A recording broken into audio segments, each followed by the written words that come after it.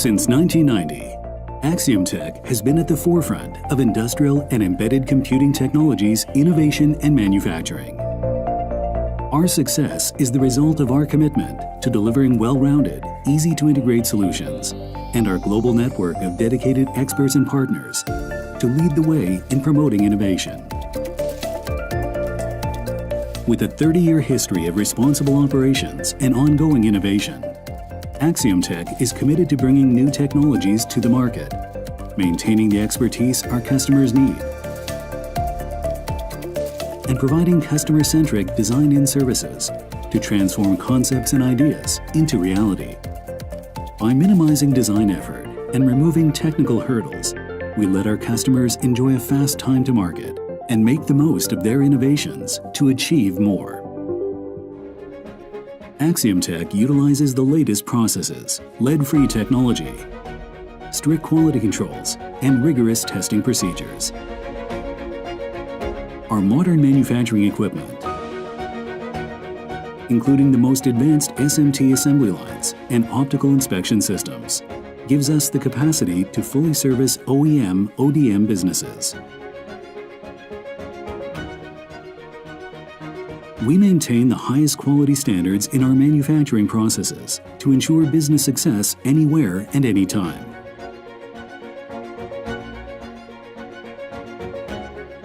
With our own design verification laboratory, we are able to improve our product quality and speed up development time. Each of our products has passed the strictest tests to ensure stable performance, even when operating in extreme environments. This also allows us to deliver products with longer lifespan to our customers. Our creative concept for embedded computing ensures trusted delivery and valuable integrated services, ranging from board-level design to system integration solutions for vertical markets.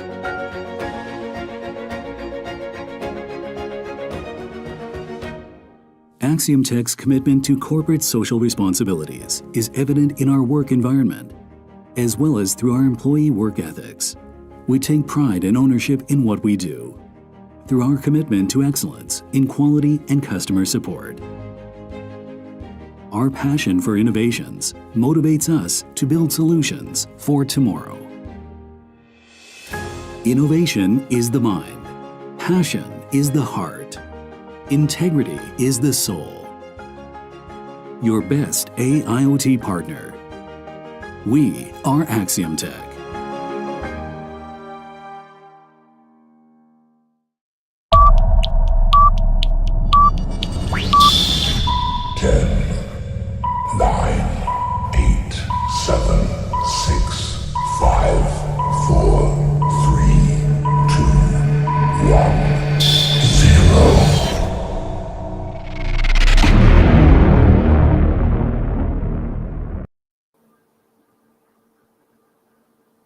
Hey, jom, let's Sembang AIoT.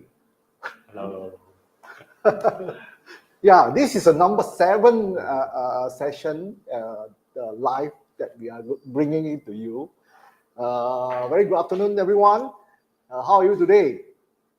So I hope everyone is doing good, fine. We have many friends, business partner. They are very damn busy. Don't know why. Yeah, business is good. Okay, so I hope you have a good time. And then today again is our live channel. This is a live session again. Let's Sembang AIoT. So before I start today, we would like to bring to always our AIoT Sembang AIoT session. We will have things that cover in the IoT, of course on the AI, but we are more focusing in talking about industrial IoT or industrial AI. Yeah. So of course, you may ask, then what is the difference then? So of course, there are some slight different in terms of usage, especially on the application, but in terms of conceptually, both of them are the same. Yeah. So to start off with, today we are going to have, of course, I'm going to talk to some of you who are in the SCADA, supervisory control and data acquisition field before, that you probably think about why what is the main difference, what is this IoT. I think this question has been brought up many times in the past few years. Yeah, so what is IoT, and what does it different from this SCADA? Yeah, this is one thing that I want to touch. And today I think Ken-Leong, we are going to bring you what? We are going to bring you something interesting. Yes. What is that you're trying to bring us today? Today, something related to food. It's a F&B. Yeah. So how can you apply AI in the F&B? Yeah. Yes. So those people who like sushi, then you will like, probably you love that session Ken-Leong is going to bring to you. But anyway, before I start, I would like to ask some of you, if you are watching us right now, we have this comment session, and also we have some Q&A. Probably you can make use of that to give us some comment, give us some feedback. Can I hear from you? How many of you has done this SCADA automation? You have played around with the SCADA system before? How many of you? Or how many of you just heard about SCADA, and then before that you haven't done anything before?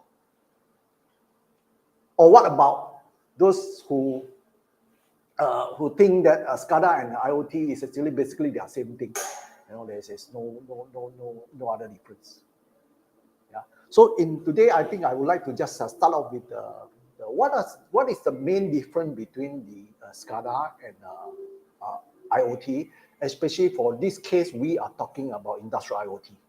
Yeah. So SCADA, in terms of what we call the operation, or in terms of use cases, by the name itself is called supervisory control and data acquisition. Yeah. So data acquisition by itself is already talking about you are actually doing data collection. You are doing data collection and acquisition. Yeah. And at the same time also, IoT, we are also dealing as much as the data acquisition like what SCADA do. Yeah. So you can see this is the similarity. Yeah. So I'm going to share later on what are they different, what are the things that make them different. Yeah. So the answer is definitely they are different, but they have also at the same time having a same similarity. Yeah, this is one of the area. So yesterday I got a call from one of our friends, asking us, if let's say I'm having a turbine, rotating, and I have a AC signal coming out from the turbine, how can I measure the frequency, or how can I measure the rotation per second, those kind of data. So if you are one of the IoT lover, or you are one of the practitioner, probably you will know how to do it. But normally, if you have an AC signal, so it's the tapping of the signal is not so straightforward. Usually the tapping of the signal is not straightforward, because most of the data acquisition, or A to D, we call it analog to digital, are mainly DC operated, and also running on a very low voltage. Yeah.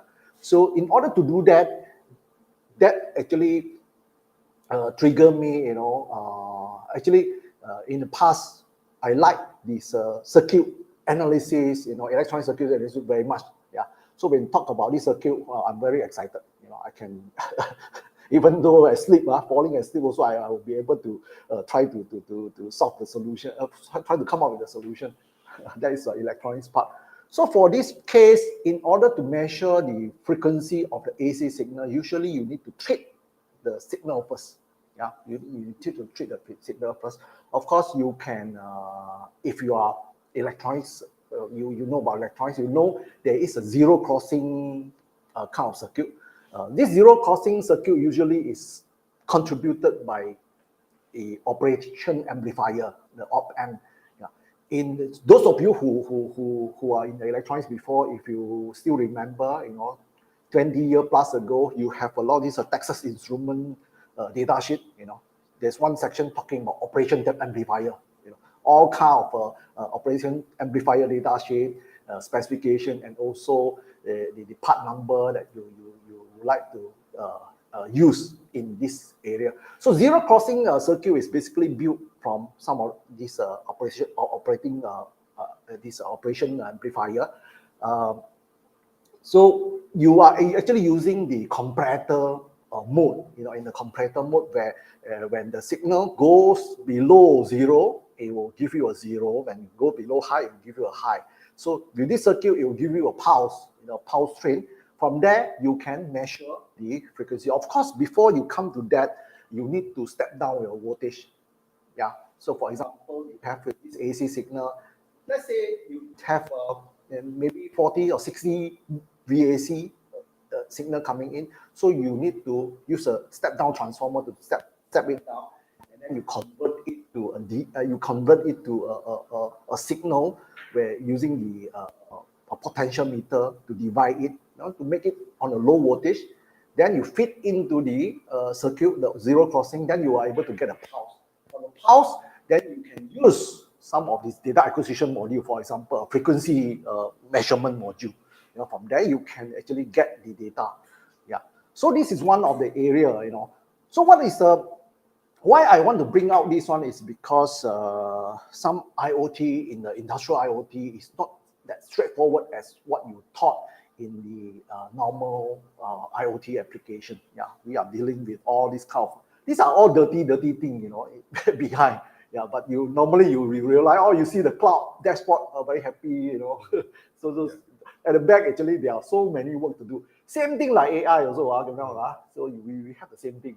Yeah, AI, when you are using our AI tools, actually in behind, there's a lot of effort need to be done so that you can use the AI tools very easily. Yeah, so there are always very dirty work at the back that we need to do. Of course, you love IoT, at the back, you actually have something that you're passionate about to do. You love that, only you are able to do deeply, like what we are doing the sharing today, So without that kind of interest, sometimes you may not be able to be so consistent in doing this kind of sharing. By the way, and then talking about look back in this IoT and SCADA in terms of architecture. Yeah, so those of you who see the SCADA, those of you who use a SCADA server or you run on some SCADA software before, you know that the SCADA architecture is very much close. Yeah, so it is more designed for a specific application usually. So SCADA, you cannot run away from trending, alarming, graphic. You have what they call you always need to link to use a PLC and reporting. You need to do. It's very specific. But IoT by itself, in terms of architecture, is more flexible. Yeah, it's more flexible. It's more open, where you do not have any specific application. It can can link from anywhere you like, because by itself the name is called Internet of Things. It has to be tied on to internet. Yeah, this is the second one. And then in terms of scalability, SCADA usually are quite you don't need you are not able to do mass scalability. You're not able to do any scaling. Big scaling. But whereas in IoT, you are able to scale. This one is more easily. In fact, when you link to, you are able to expand this one to the cloud and so on. Yeah. So that part, in terms of scalability, you can see, one is a very closed system, and then the other one is the IoT part will be more open. Yeah. So the next one will be the data handling. Usually, SCADA, you are actually getting data, process automation data, usually you will link to programmable logic controller or PAC, program automation controllers, that require a specific protocol. Yeah. So for that part, it's very niche and very unique that you need to link those data up.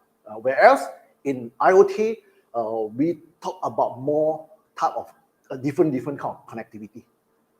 Yeah, different kind of connectivity that you do not have any specific to any PLC or setup or facility and all.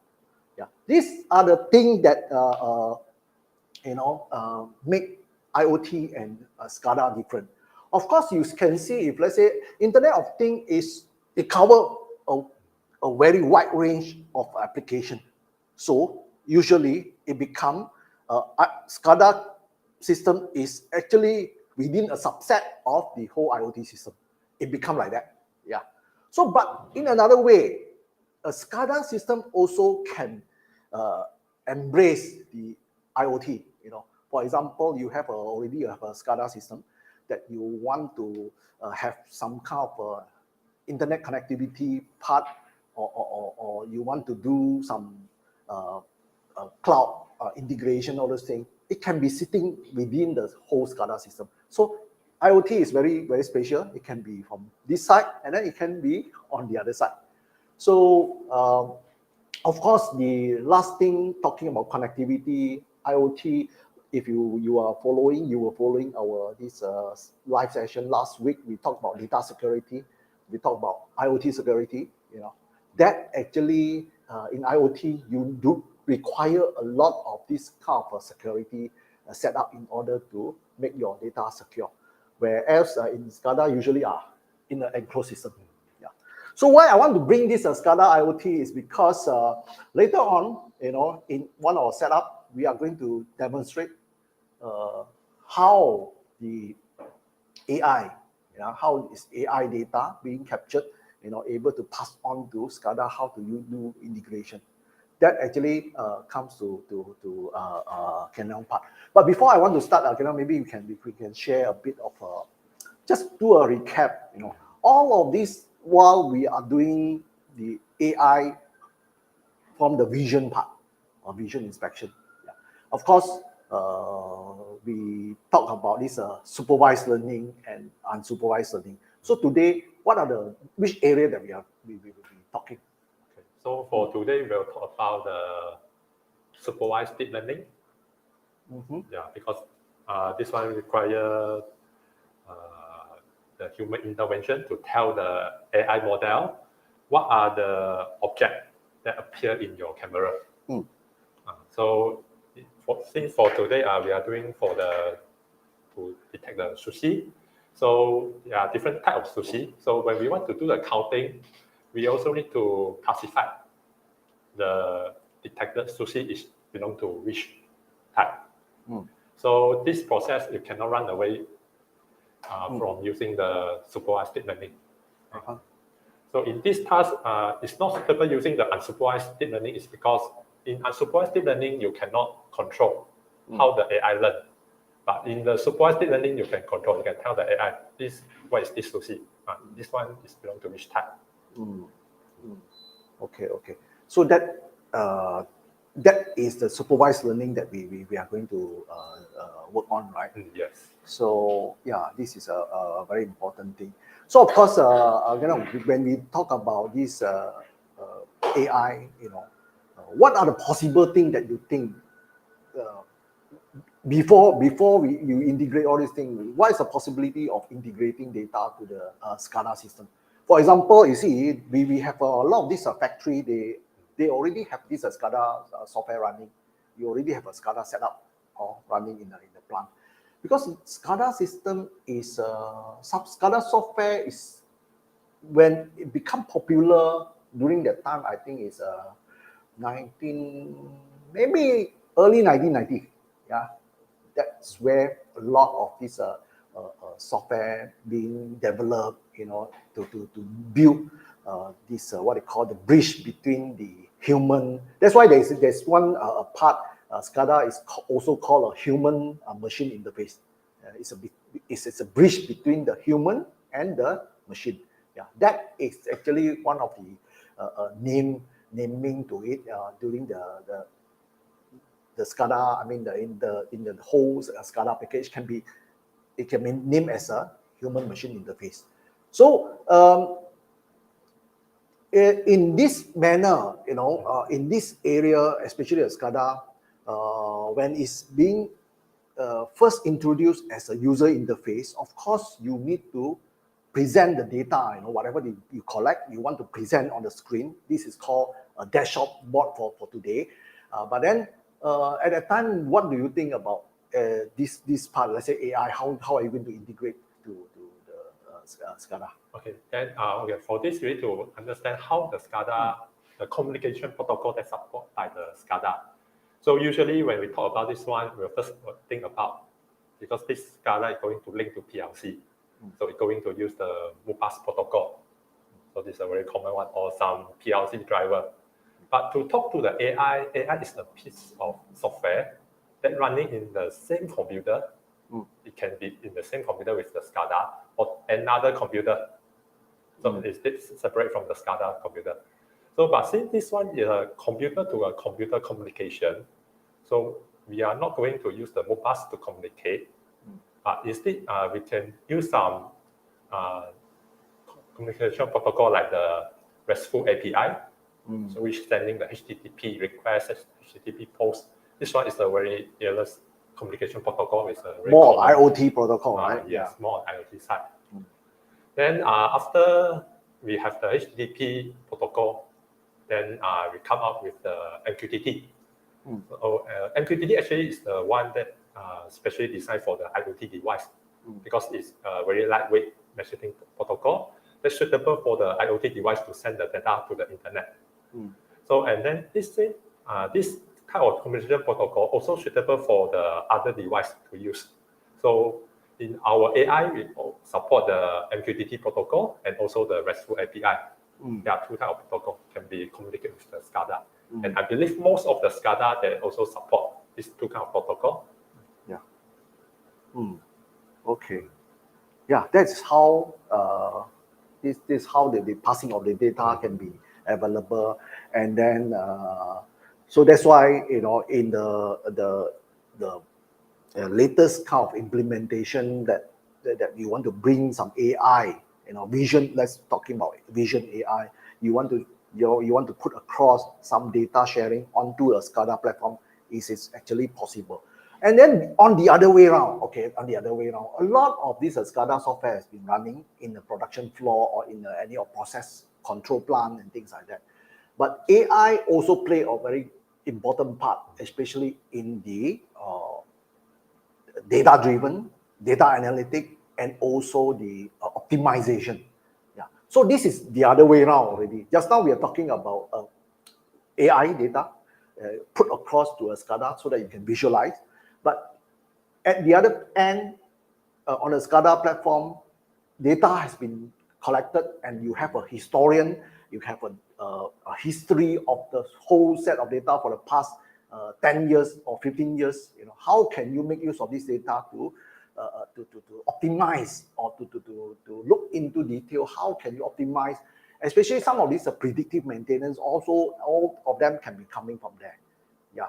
So in this case, what do you think about on this area? Let's say people already having this set of data. How can they do? How can they make use of AI to optimize the data? Yes, if you already collected some data for the past 5 years or 10 years, it is possible to use those data to create a predictive model by using the deep learning technology. Yeah. So there are some technology already ready in the market. So you can utilize all your collected data to train a predictive maintenance AI model to help you to forecast when you're going to create some maintenance. So it will help you to reduce a lot of the operation costs and also help you to prevent the downtime, what we call the unpredicted downtime. If you follow our live session, in the very first session or the second one, we do use some AI analytic, we do abnormally, right? Yes. We do the abnormally detection, all those things. That actually can be one of your option in order to AI-driven kind of operation where you can use this data to optimize your operation. Yeah, this is one of the area. So without further delay, maybe we have a small setup here, a demonstration. If you are still watching us, we are on this Sembang AIoT. Before we continue to the second part, we would like you to do SSL. What is SSL? Subscribe, share, and like. Now 𝐷𝐿𝐲 is very smart, Subscribe, share, and like. I noticed that quite a number of our friends who are actually watching us, but they don't know how to. Maybe they cannot find a place to subscribe. So if you are watching us, I hope you can subscribe to us. We are going to have this weekly sharing on the AIoT, and I hope that you enjoy. Yeah, so we jump to the second part on demonstrate how is this sushi, something related to sushi. Yeah. So we just demonstrate this part to you. Okay, so we'll share just open both camera. Okay, we have one camera pointing at the one of the conveyor belt. Yeah, we have one conveyor belt. This is a camera. So this one is a moving conveyor belt. Okay, and then on the left I saw we have a lot of sushi. Yeah, we have a lot of sushi there. We have different type of sushi. Different type of sushi. Yeah. But this sushi cannot eat one. But this one cannot eat one. Okay, let's play. Okay, so what this AI application do is when the sushi pass through the camera, so the AI will do the object detection. It will detect what type of this sushi, and then it will send the result to the SCADA. So the SCADA will do the counting. Oh, I haven't started running the program yet. Okay. Now they are all 0, 0, 0. Yeah, now it's the all 0.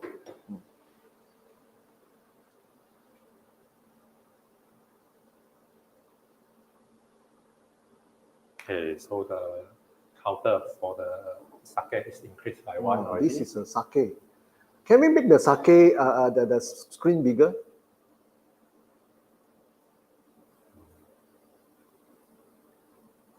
Okay. Yeah, okay. So now we try with another one.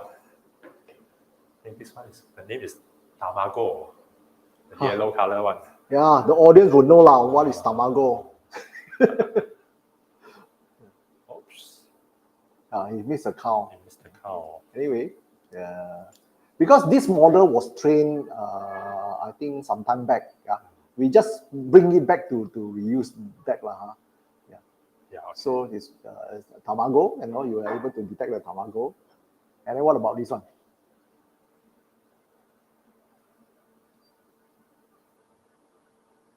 What is this? Osomaki. It's a maki. Yeah. I like maki. Yeah. I don't remember the name.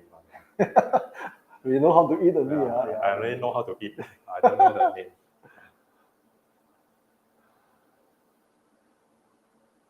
Okay, what about this one?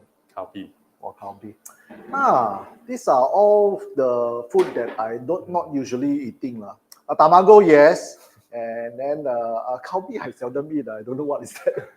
In fact, yeah. So, this is one of the demonstration on Vision AI to recognize. This part is object detection, is it? Yes, this is. Maybe you can explain to the audience what are the main concept behind in this here. Okay. Yeah. Now let me stop the conveyor belt. Oh, now it's very quiet because just now this conveyor running.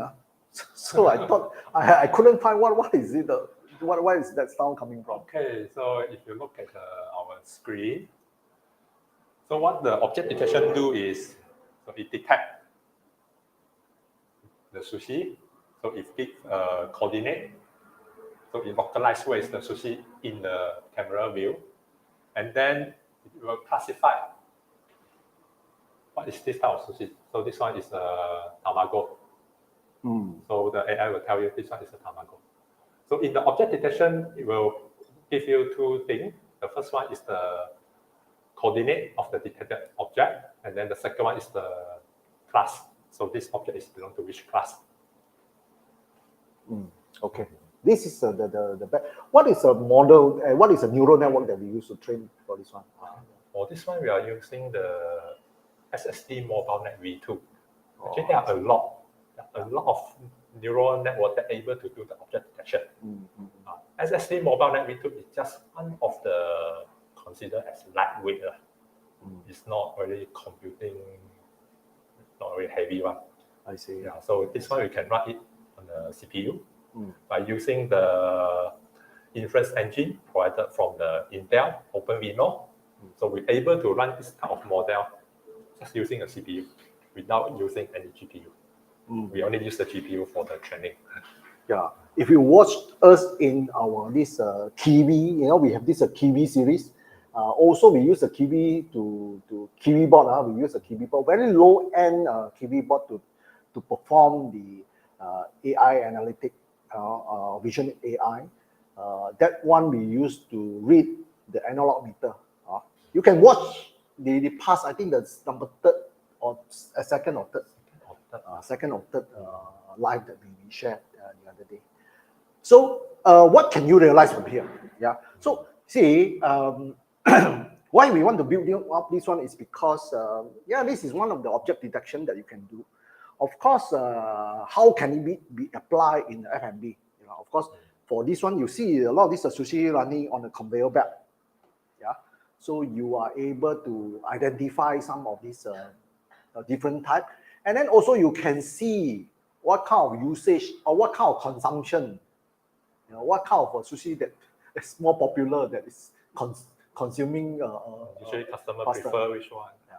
So maybe from which area to this area may be different. Yeah. All this data can then be, of course, this is AI data, but you can use another AI model to train, to optimize your operation also. So I still remember during this part, when we do some case study, there is a requirement also in a restaurant, for example. You can even put a camera. You can use our AI tools to train, to detect or to find out how many tables are still empty, or is it full house, or what kind of occupation, how many tables have been occupied. Yeah. This is also one of the area where, especially a lot of these chain store, this AI actually can be used in this manner. Yeah. So this is also one of them.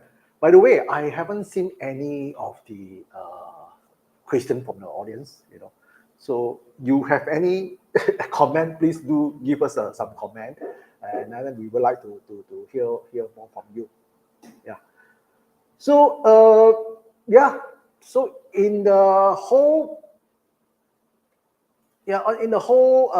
demonstration here, what do you find out about this one? How do you feel? Have you come across some application in your mind that you haven't thought about? Yeah. So because by this kind of AI model or this kind of AI operated thing is becoming more and more affordable. In fact, yeah. So that's why a lot of these operation, even in the factory, even in the factory, we recently come across some PCB maker, who want to do this part. Previously, they are a very labor-intensive kind of thing. Yeah. So previously, maybe in order to do that, you need to spend a lot of money. Yeah. But by using this kind of concept, AI, especially vision side, you are able to implement it, at your is very affordable, I would say. Yeah.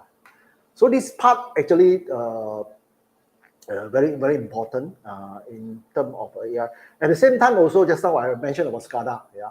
So in fact, if let's say you refer to some of the factory operation, you do have a certain important activities that you would like this AI to process, yeah, and then to pass on data to your SCADA. SCADA usually you use that for monitoring and controls, So these are the data that you also can manipulate in order to fix some of your optimize or some of the operation. Yeah. So that's so we have come to the almost the end of the session today. Usually we will take about half an hour. I think we have just passed half an hour. So I hope if you have any application or any query at all, please do put the comment in, put up your comment, and also we can be also contacted. Under the link there is a contact form. You can reach us also to find out more. Yeah. So with that, I would like to just touch on the me and 𝐉𝐿𝐿𝐼, we both of us are under AIoT mission. We are actually providing some training, especially on the AI and IoT. Yeah. So there is one session that we would like to share with you. This is one of them. Can we share the slide? Yeah. So this is one of the digital transformation awareness, with the AIoT training. It's not it is more of the hands-on training, of course, plus theory, concept, everything. Yeah, it's a one-day training. If you are interested, you can scan the QR code and then register with us. When there's a upcoming, I think we are going to have sometime in August. We are going to have a session. We can, if you are interested, you can join us from there. Yeah. So with that, I would like to end this one again with the knowledge is power, but applying knowledge is ultimate power. Ultimate power, yeah. So we, in our slogan is we innovate, we apply, and also we train. This part, actually, we want to bring it up to you. You actually make use of knowledge to apply in the real life application. With that, I would like to wish you a very good weekend, and I hope to see you again in the next session. Okay, see you. Bye-bye.